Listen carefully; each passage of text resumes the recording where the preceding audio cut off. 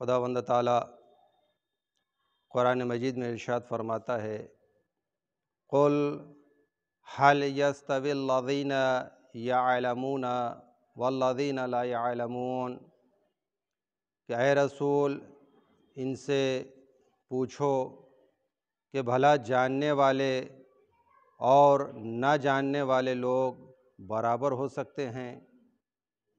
इन्नमा यतज़क्करु उलुल अलबाब, मगर ये कि नसीहत व इबरत बस अक्लमंद लोग ही हासिल करते हैं। ये आयत जो बतलाती है कि इंसान को इल्म हासिल करना चाहिए, वो फ़र्द कि जिसके पास इल्म है और वह अफराद कि जो इल्म से बेबहरा हैं, नावाकिफ़ हैं, जिनके पास इल्म जैसी शुआ, इल्म जैसा मुफीद समरा मौजूद ना हो, वो अफराद कि जो इल्म रखते हैं उनके बराबर नहीं हो सकते हैं। वाक़ईन इल्म एक ऐसा ख़ज़ाना, इल्म एक ऐसा बेहतरीन ज़रिया कि जो इंसान को सआदत बख्शता है। वह अफराद कि जो सआदत के ख्वाहां हैं फ़ितरतन, वो फ़ितरी तकाज़ों को इल्म पूरा करता है। इंसान कि जो अपने फ़ितरियात के हासिल करने में बराबर महव रहता है, ये कभी कभी इसका हुसूल बेजा और गैर मुफीद कोशिशों पर महमूल होता है। और यही कोशिशें अगर इल्म के साथ है, ये कोशिशें अगर तालीमात आले मोहम्मद के साथ है, अगर ये कोशिशें क़ुरान की आयतों पर अमल करते हुए इंसान अंजाम दे रहा है, तो ये कोशिशें इंसान को उस मंजिल तक पहुंचाती है कि जो इंसान की मंजिले निहाई है। इंसान की एक मंजिल, इंसान का एक वजीफ़ा, इंसान का एक अमल का तरीक़ा जिसको साफ़ लफ्ज़ों में कुरान मजीद में खुदावंद ताला ने इरशाद फरमाया है कि वमा खलक़तुल जिन्ना वल इंसा इल्ला लियअबुदून, हमने जिन और इंस को खल्क ही नहीं फरमाया है मगर ये कि वह अल्लाह की इबादत करें। तो अज़ीज़ान गिरामी, खिलकत का मकसद इंसानों का इबादत इलाही अंजाम देना है, और ये इबादत इलाही इताअत के ज़ैल में उसी वक्त इंसान अंजाम दे सकता है कि जब उसके पास इल्म हो। बग़ैर इल्म के इबादत का अंजाम देना मिसल उस तरह से है कि जिसकी ताबीर मौला अमीरुल मोमिनीन हज़रत अली अबी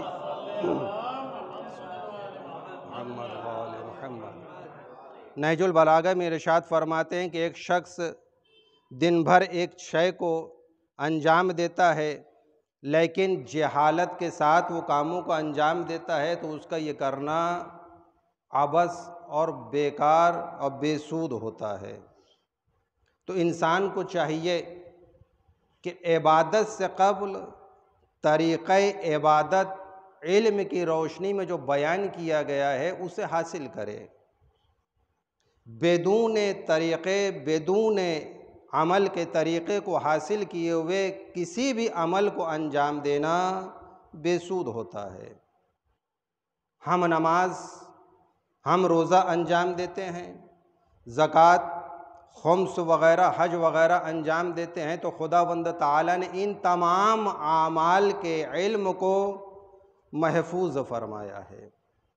और दो तरीक़े इस इल्म के बयान करने के खुदावंद ताला ने इरशाद फरमाया है कि इन्नी तारिकुम फ़ीकुमुस्सक़लैन किताबल्लाह व इतरती। रसूल मकबूल के ज़बानी ये बयान दुनिया वालों तक मौजूद है कि अगर इंसान चाहता है इबादत इलाही अंजाम देना, हकीकी इताअत इलाही पर अमल करना चाहता है, तो उसके लिए ज़रूरी है कि वो तारिक जो चीज़ें छोड़ी गई हैं रसूल खुदा की जानिब से, उनके दामन से मुतमस्सिक हो। ये तमस्सुक और ये तरीक़ा इंशाअल्लाह ताला इस बंदे खुदा को उस राह तक पहुंचा देता है, उस मुकाम तक पहुंचा देता है कि जो इंसान के लिए सआदत और खुशबख्ती कहलाती है। इसलिए हर शख्स निजात चाहता है, हर शख्स खुशबख्ती चाहता है, हर शख्स सईद होना चाहता है। तो सआदत का ज़रिया खुदावंद ताला के जानिब से कुरान और अहले बैत से तमस्सुक करार दिया गया है। और ये इल्म ये हमें बतलाता है कि हमें उस दर से मुतमस्सिक होना चाहिए कि जिस दर को रसूल खुदा ने कहा है कि अना मदीनतुल इल्म व अलीयुन बाबुहा, मैं इल्म का शहर हूँ और अली उसके दरवाज़ा हैं। हमें अली अलैहिस्सलातु वस्सलाम के दर तक पहुँचना होगा। जब हम इस दर पर पहुँचेंगे तो शहर इल्म तक हम दाखिल हो सकते हैं। तो शहर इल्म में दाखिल होने के लिए दरे विलायत तक पहुँचना बेहद ज़रूरी है। इसीलिए कुरान मजीद में खुदा ने साफ फरमाया है कि जानने वाले ना जानने वाले के बराबर नहीं हो सकते हैं। और दूसरे मुकाम पर इरशाद फरमाया है यरफ़इल्लाहुल्लज़ीना आमनू मिनकुम वल्लज़ीना ऊतुल इल्म दरजात, जो लोग तुम में ईमानदार हैं और जिनको इल्म दिया गया है, अल्लाह ताला उनके दर्जात को बुलंद फरमाता है। ये इंसान की उमूमन दुआ होती है कि खुदावंद ताला दर्जात को, मोमिनीन के दर्जात को तू बुलंद फरमा। ईमान वालों के दर्जात याद रखिए इल्म की रोशनी में बुलंद होते हैं। अगर इंसान के पास इल्म है और उस इल्म के ज़रिए से अगर इंसान अमल करता है तो वो अमल इंसान के दर्जात को बुलंद करता है, इंसान को तक़वाए इलाही फ़राहम करवाता है। इस तक़वाए इलाही के ज़रिए से इंसान उन दर्जात पर फायज़ होता है कि जो दर्जात इंसान के लिए अशरफियत का बाइस करार पाती है। इसलिए कि ये इंसान अशरफुल मखलूक़ात है और ये अशरफियत का दामन उसी वक्त इंसान के बदन पर सही और सच साबित होता है कि जब तक इंसान इल्म की रोशनी में अमल अंजाम न दे। बेहद ज़रूरी है। सूरह जुमा की आयत नंबर 2 आपने सुन रखा है, युज़क्कीहिम व युअल्लिमुहुमुल किताब वल हिक्मा। अल्लाह ताला ने इरशाद फरमाया रसूल खुदा को, या रसूल अल्लाह, आपको हमने जो मबऊस फरमाया है उनमें से चंद जिम्मेदारियां आपके ऊपर हमने आयद फरमाई है। सबसे पहली चीज़ यतलून अल किताब, किताब यानी कुरान मजीद की आयतों की तिलावत है। आयतों की तिलावत के बाद दूसरी जिम्मेदारी जो सबसे अहम जिम्मेदारी है वो जिम्मेदारी युज़क्कीहिम की अल्लाह ताला ने दोषे नबी पर फ़र्ज़ करार दी है।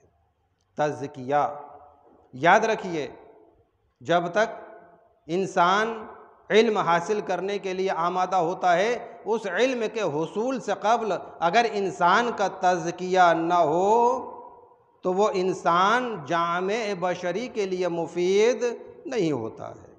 तज़किया बेहद ज़रूरी है।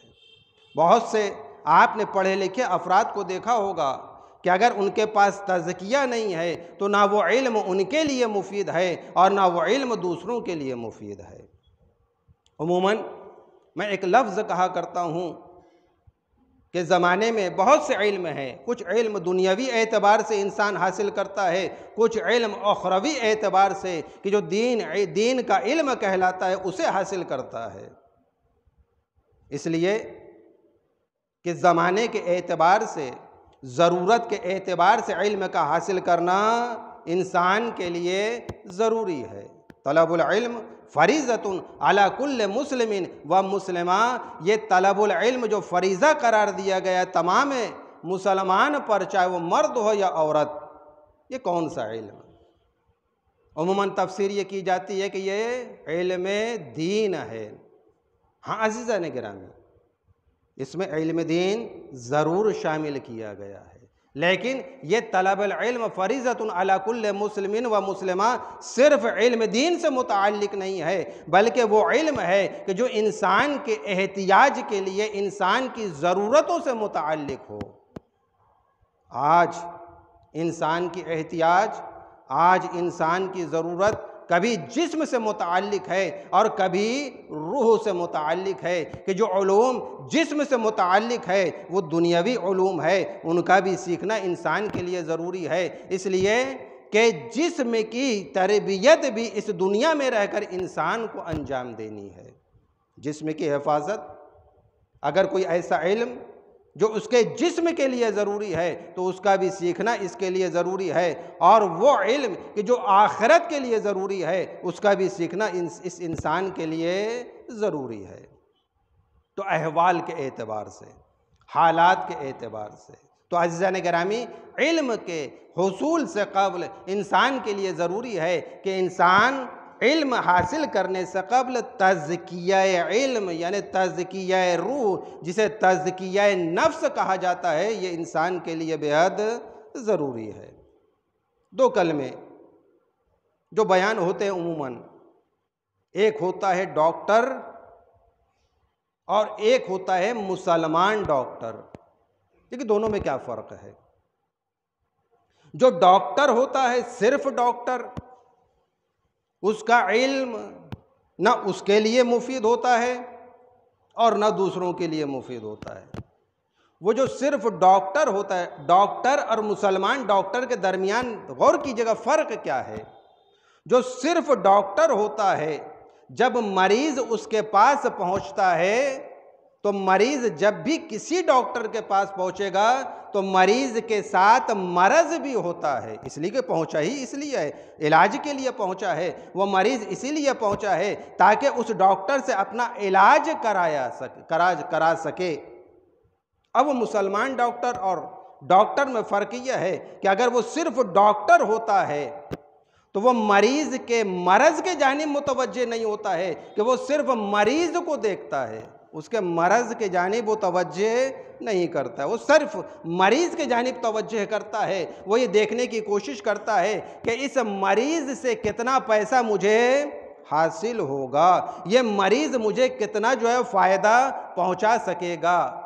लेकिन जब वो शख्स किसी मुसलमान डॉक्टर के पास पहुंचता है तो मरीज़ ज़रूर पहुंचता है, लेकिन मरीज़ से पहले वो मरज़ के जानिब मुतवज्जे होता है कि मैं डॉक्टर हूं और मेरे पास कोई मरीज़ आया है तो मैं किस तरह से अपने इल्म से उसके मरज़ को दुरुस्त कर सकूं। ये मुसलमान डॉक्टर होता है, वो मरज़ के जानिब मुतवज्जे होता है। जब मरज़ के जानिब मुतवज्जे होता है तो उसकी तवज्जे सिर्फ मरज़ के जानिब होती है, खुदावंद ताला के जानिब से उसके रिस्क का बेहतरीन इंतज़ाम हो जाता है, इसलिए कि वो अपने फरीज़े को अंजाम दे रहा है। ये दुनियावी इल्म था। इसी तरह से अगर किसी के पास दीन का इल्म हो और कोई शख्स दीन के हुसूल के लिए किसी आलिम के पास पहुंचता है और वो पहुंचने वाला शख्स जब ज़ानुए अदब तय करता है और वो चाहता है कि उस आलिम से दीन के इल्म को सीखे, और वो आलिम उसकी तशनगी के जानिब ना देखते हुए उसकी शख्सियत को देखता है और शख्सियत के एतबार से अगर उसे इल्म देता है तो अज़ीज़ान गिरामी ये अमल उसका दुरुस्त नहीं होगा। हमें देखना होगा कि आने वाले की तशनगी क्या है, आने वाला चाहता क्या है, आने वाले के पास इल्म है या नहीं, आने वाले को हमें कौन सा इल्म देना होगा। ये तमाम इल्म हमें मशीयत परवरदिगार के एतबार से, खुशनुदिय परवरदिगार के एतबार से अगर हम इल्म का रद्द बदल करते हैं तो यह हमारा इल्म का रद्द बदल अल्लाह की बारगाह में इबादत इलाही कहलाता है। याद रखिए, कस्ब इल्म का बड़ा फ़ायदा है। अगर कोई शख्स इल्म दीन हासिल करने के लिए अपने घर से निकलता है और किसी आलिम के बारगाह में जाता है तो जितने कदम वो ज़मीन पर रखता है, इमाम फरमाते हैं कि उसके कदम के नीचे फरिश्ते अपने परों को बिछाते हैं। और इमाम आली मुकाम आगे इरशाद फरमाते हैं कि दरिया की मछली उसके लिए दुआ करती है।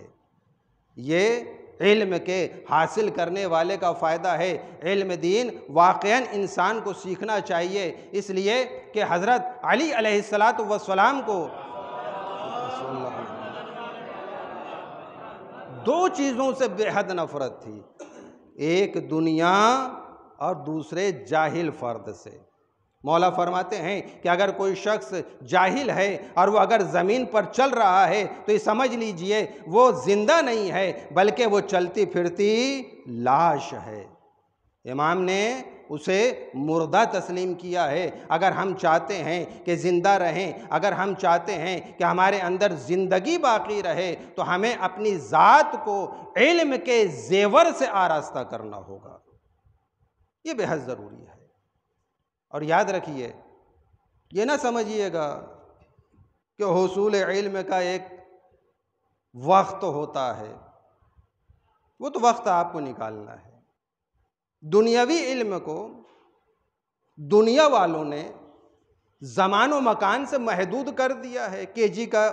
केजी की उम्र यह है, फर्स्ट की उम्र यह है, इस उम्र में दाखिला होगा, 10th इस साल में कर लेना है, 12th इस साल में हो जाना चाहिए, PhD ऐसे करनी है। ये तमाम इल्म जो दुनिया से मुताल्लिक़ है, इसको दुनिया वालों ने उम्र में क़ैद कर दिया है।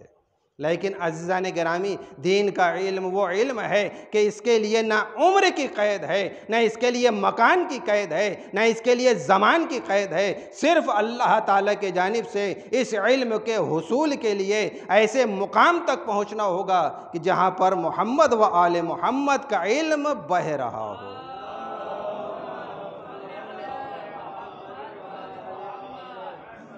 मौला फरमाते हैं कि तमाम फ़ज़ाइल का सरचश्मा इल्म है।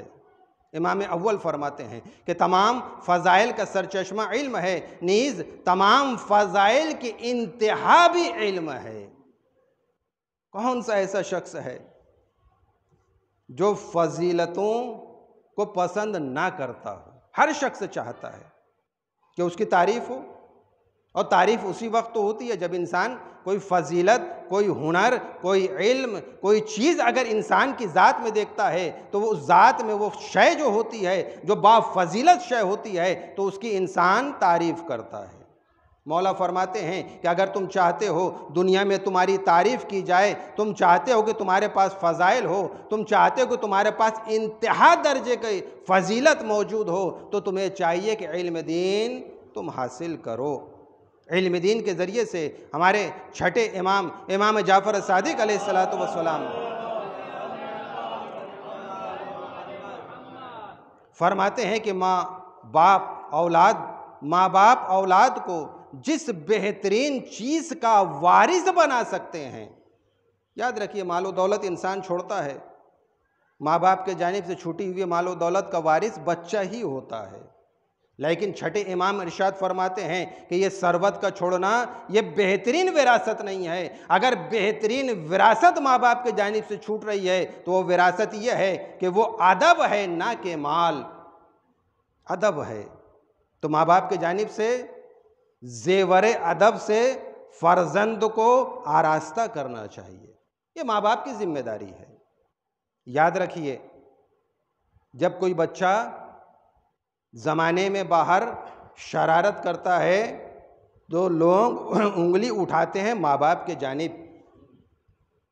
तो अगर माँ बाप चाहते हैं कि ज़माना उनके जानिब उंगली ना उठाए किसी भी ज़माने में, तो ज़रूरी है कि हम अपने बच्चों को अदब से आरास्ता करें, इल्म से आरास्ता करें। क्योंकि मौला फरमाते हैं क्योंकि माल ख़त्म हो जाने वाली शय है, जबकि अदब इल्म हमेशा बाकी रहने वाली शय है। यह हमें सिखलाना चाहिए। और माँ बाप की तरबियत के बहुत से तरीक़े हैं। सबसे बेहतरीन तरीक़ा माँ बाप की तरबियत का ये है कि इंसान सबसे पहले खुद अमल करे। ये अमल बच्चे माँ बाप के इस अमल को बच्चे देखते हैं और ख़ुद बग़ैर कहे हुए उस पर अमल करते हैं। याद रखिए, अगर आप चाहते हैं कि आपके बच्चे सलाम करना सीखें तो सबसे पहले जब आप घर में दाखिल हों तो बच्चों को खुद सलाम करें। आप ज़रा गौर तो कीजिए, मुलाहिज़ा कीजिए, इस पर अमल तो कीजिए। एक दिन आप बच्चों को अस्सलाम करेंगे, दूसरे दिन, तीसरे दिन, याद रखिए एक हफ्ते के बाद जैसे ही आप घर में दाखिल होंगे बच्चा बढ़कर पहले आपको सलाम करेगा। आपको सिखलाना नहीं पड़ेगा। आप बार बार बच्चे को कहिए, बेटा जब हम घर में आए तो बच्चों को सलाम करना चाहिए। कितना भी कहिए, हो सकता है बच्चा इस पर अमल ना करे, लेकिन ये आपका अमल उसे ये सिखला देगा कि मुझे पहले बढ़कर माँ बाप को सलाम करना है। दूसरी चीज़, ये सब तरबियत के तरीक़े हैं और बड़े मुफीद तरीक़े हैं। आज याद रखिए, बड़ा ख़तरनाक ज़माना है। इंसान ये तमाम ख़तरात के जानिब मुतवज्जे नहीं है। आपका बच्चा जो बेहतरीन तरबियत का सिन होता है, वो सिन तरबियत का 5 साल से लेकर 15-16 साल का सिन होता है। बच्चों की तरबियत का ये बेहतरीन सिन होता है। इसमें तरबियत बहुत मुफीद अंदाज में उस बच्चे पर असरअंदाज होती है। और तरबियत का वक्त कौन सा होता है? शब का वक्त तो नहीं होता है। हालांकि आज गैर मुफीद असरात शब में बच्चों पर मोबाइल असरअंदाज कर रहा है, लेकिन तरबियत का वक्त याद रखिए वो वक्त होता है। बच्चों की तरबियत का वक्त वो वक्त होता है कि जिस वक्त बच्चा स्कूल में वो वक्त गुजार रहा है, सुबह 8 से लेकर दोपहर 2 और 3 बजे तक। 2 और 3 के बाद जब बच्चा आपके घर पर आता है तो थक जाता है। अगर आप उसे तरबियत देना चाहे तो वो तरबियत को कबूल करने के अब वो लायक जिस्मानी एतबार से नहीं रह पाता है।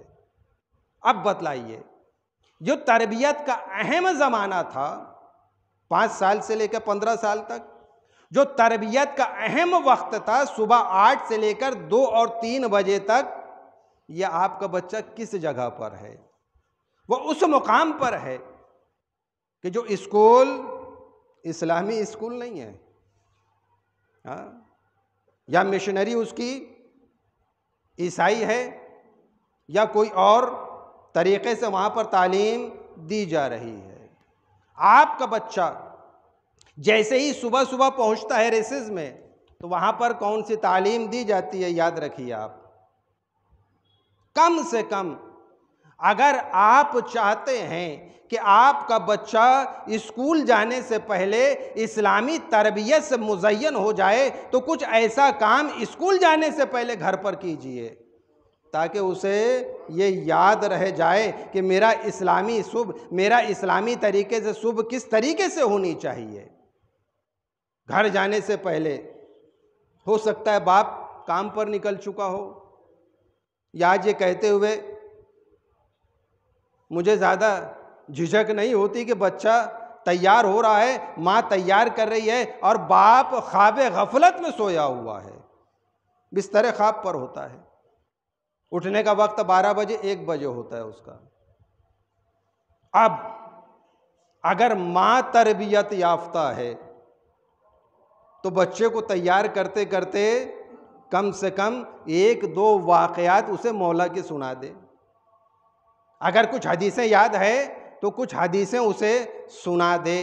और सबसे पहला काम कम से कम 1 रुपया 2 रुपया उसके हाथ पर रख कर सदका निकाल दे, और सदका निकालने के बाद उसे समझाए ये सदका जो कुर्बतन इल्लाह निकाला जाता है, इसके निकालने से वो सिक्का इसकी हिफाजत नहीं करेगा। असल में जो शिरक का इल्ज़ाम हम पर लगाया जाता है। अज़ीज़ान गिरामी, उन्होंने समझा ही नहीं है, हम ये ज़रिया करार दे रहे हैं उस सिक्के को, लेकिन इस सिक्के का निकालना, हम ये कहते हैं कि क़ुर्बतन इलल्लाह, हम अल्लाह की राह में ये पैसे को किसी गरीब को अता करते हैं।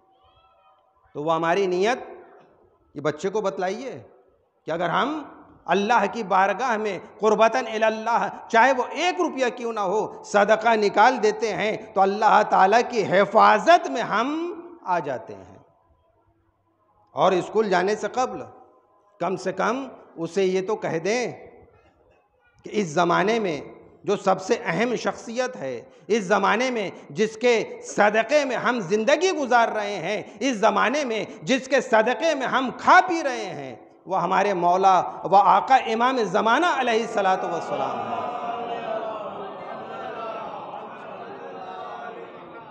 अगर वो सलामत है तो ज़माना सलामत है, अगर वो सलामत है तो हम सलामत है। उनकी सलामती से ये पूरी दुनिया सालिम है, कायम है। इसीलिए कहा जाता है इमाम कायम। बच्चे को बतलाइए कि बेटा, हम चाहते हैं कि हम और आप सालिम रहें, तो ज़रूरी है कि स्कूल जाने से कबल कम से कम हाथों को उठाकर इमाम की बारगाह में हम ये दुआ करें, अल्लाहुम्मा कुल्ले वलियकल हुज्जत इब्निल हसन। ये पूरी दुआ उसको पढ़ने के लिए कहें, ताकि ये मुतमईन हो जाए कि मैंने इमाम की सलामती मांग कर स्कूल के लिए निकला है। ये ज़रूरी है। कुछ तालीमात आपको देनी होगी ताकि ये तरबियत इंसान के लिए, ये तरबियत उस बच्चे के लिए आप महफूज कर सकें।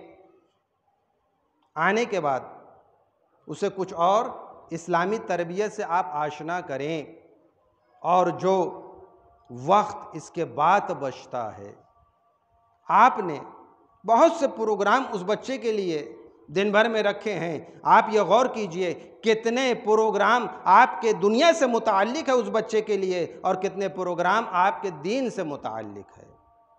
आशना कराइए आप दीन से, दीन का इल्म ज़रूर दीजिए। इसलिए कि इमाम आली मुकाम अलैहिस्सलातु वस्सलाम इरशाद फरमाते हैं,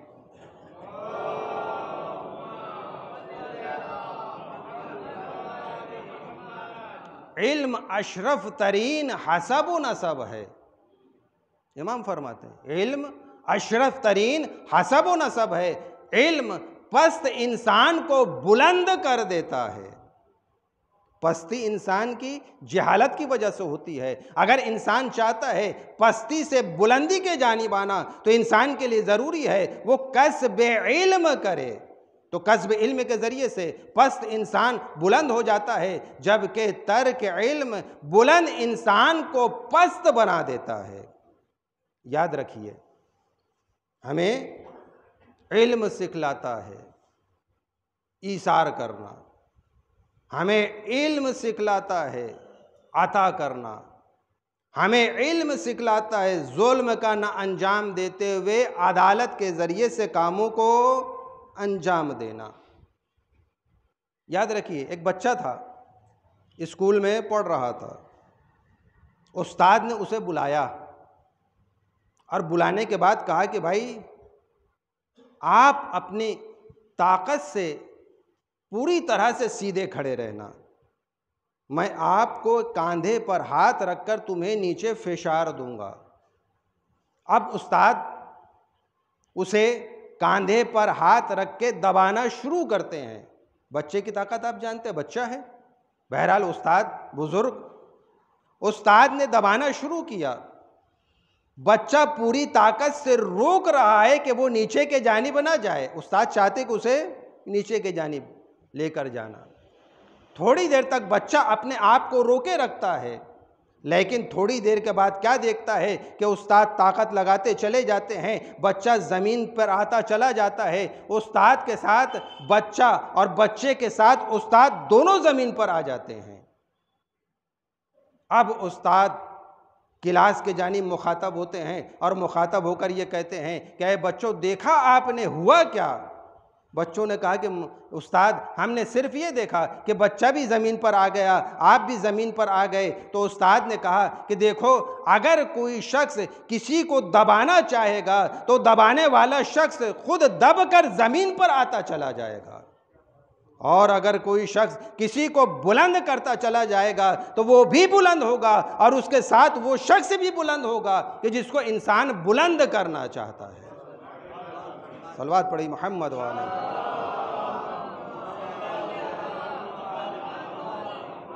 हम अगर किसी को दबाएंगे तो याद रखिए, अगर वो दबता चला जाएगा तो दबाने वाला भी दबता चला जाएगा, और हम अगर किसी को उठाएंगे तो याद रखिए वो भी उठता चला जाएगा और उठाने वाला भी उठता चला जाएगा। ये इमाम की तालीम है, जो इमाम फरमाते हैं हमें लोगों को अपनी बिसात भर उठाना है, जितना इल्म जिसके पास है। अगर दुनियावी इल्म है तो दुनियावी इल्म से लोगों को उठाए, अगर दीन का इल्म है तो वो दीन के इल्म से फैलाए। क्या फरमाते हैं मौला? इंसान की ज़कात, इंसान जो माल निकालता है वो ज़कात माल है, लेकिन जब इंसान इल्म बांटता है तो ये ज़कात इल्म है। कुछ ज़कात बदन होती है, कुछ ज़कात माल होती है। ज़कात फितरा जो निकाला जाता है वो ज़कात बदन है, ज़कात माल जो निकाली जाती है वो ज़कात माल है। लेकिन अज़ीज़ान गिरामी, जब इंसान इल्म को शेयर करता है, जब इंसान इल्म को बांटता है तो ये ज़कात इल्म है। और याद रखिए, ज़कात किसे कहा जाता है? ज़कात यानी नुमू, ज़कात यानी बढ़ोतरी। जब इंसान बदन की ज़कात निकालता है तो ज़कात बदन के ज़रिए से इंसान का ज़कात बदन से महफूज रहता है। जब माल की ज़कात निकालता है तो माल बढ़ता है, और जब इल्म की ज़कात निकालता है तो अल्लाह ताला के जानिब से उसका इल्म बढ़ता है।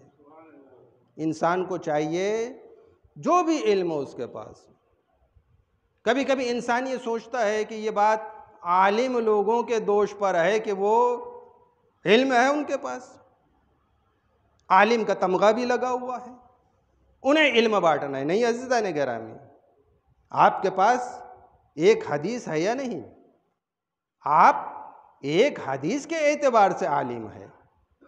अब आपके ऊपर यह फ़र्ज़ है कि जो अमानत अल्लाह के जानिब से, जो अमानत रसूल के जानिब से, जो अमानत आले रसूल के जानिब से आपके सीने में महफूज है, आपने उसे दुनिया तक पहुँचाया नहीं।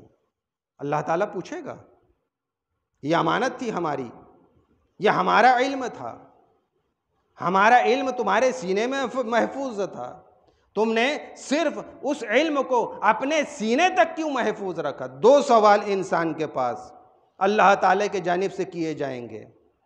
अगर किसी के पास कोई इल्म है और वो इल्म के एतबार से अमल नहीं करता है तो सबसे पहला सवाल ये होगा कि आपके पास इल्म था, आप अपने इल्म के एतबार से अमल क्यों नहीं किए?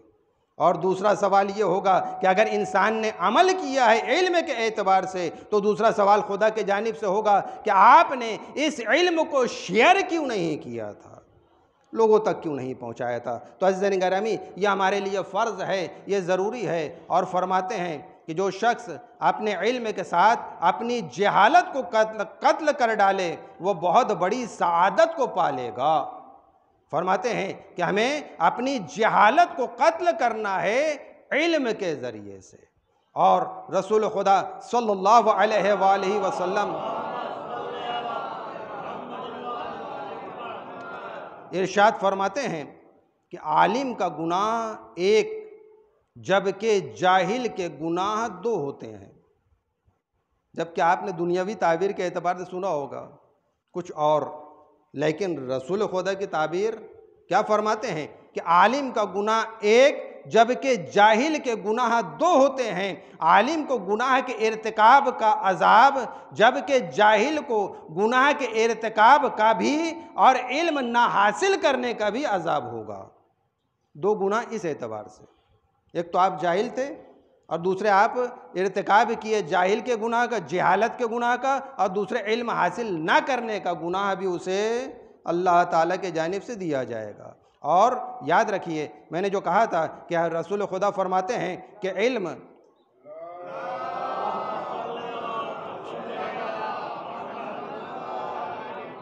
अल्लाह ताला जिस बंदे को जलील करना चाहता है उसे इल्म से महरूम कर देता है। अल्लाह जिसे जलील करना चाहता है उसे इल्म से महरूम कर देता है। तो हमारे लिए ज़रूरी है कि इल्म को हासिल करें। और रसूल फरमाते हैं कि अल इल्म हयातुल इस्लाम व इमादुद्दीन, कि इल्म इस्लाम की ज़िंदगी है और दीन का सुतून है। और फरमाते हैं कि अल इल्म मुहय्यिन नफ्स व मुनीरुल अक़्ल व मुमीतुल जहल, कि इल्म नफ्स को ज़िंदा करता है, अक्ल को रोशनी अता करता है और जहालत को मार डालता है। सूरह शम्स में आपने पढ़ा होगा नफ्स के ताल्लुक से, व नफ्स वमा सव्वाहा, यहाँ खुदावंद ताला ने नफ्स की कसम खाई सव्वा के ज़रिए से, और क्या कहा, फ़अल्हमहा फुजूरहा व तक़वाहा, इस नफ्स के जानिब फरमाता है कि उसकी बदी और परहेजगारी को अल्लाह ताला ने समझा दिया है।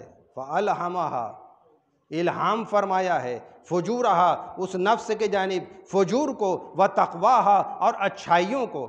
अब खुदावंद ताला ये फरमाता है कि हमने इल्हाम कर दी अच्छाइयाँ, और आप जानते हैं किसी भी शख्स को, चाहे वह आलिम हो या गैर आलिम, उसको बुलाइए और बुलाने के बाद उससे पूछिए सच बोलना कैसा है, वो कहेंगे बेहतरीन शय है।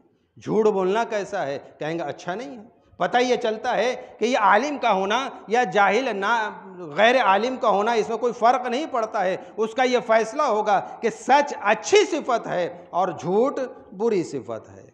बस अज़ीज़ान गिरामी, ये इल्हाम है खुदा के जानिब से कि जो खुदा ने इल्हाम किया है। अब इसके बाद खुदावंद ताला ये कहना चाहता है, कद अफ़लह मन ज़क्काहा, पस जिसने अपने नफ्स को पाक रखा वो फलाह पा गया। मन ज़क्काहा, जिसने अपने नफ्स को मुज़क्का रखा, कद अफ़लह, वही निजात पा गया। और इसके बाद क्या फरमाता है, वक़द ख़ाबा मन दस्साहा, और जिसने अपने नफ्स को दबा दिया, जिसने अपने नफ्स का गला घोट दिया, वक़द ख़ाबा, बस समझ लीजिए कि वो गुनाह करके अपने आप को बर्बाद कर दिया। तो हमें अपने नफ्स का गला नहीं घोटना है। इंसान अगर ज़ात के एतबार से देखा जाए तो इंसान या जिस्म से मुताल्लिक है या रूह से मुताल्लिक है। ये रूह, ये नफ्स इंसानी है।